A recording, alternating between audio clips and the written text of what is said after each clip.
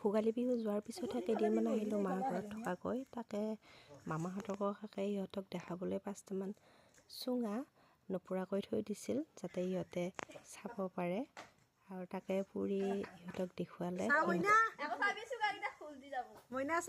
দুইজনে খুব ফূৰ্তি পালে দেখা পাই, একদম নিজে খেৰ জাপি জাপি দিছে, জুই জ্বলাইছে।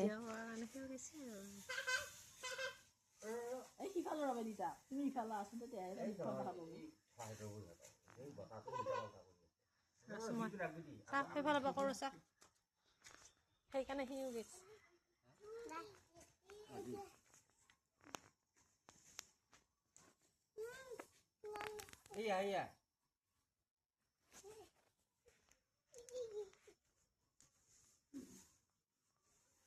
আৰু নিদিবা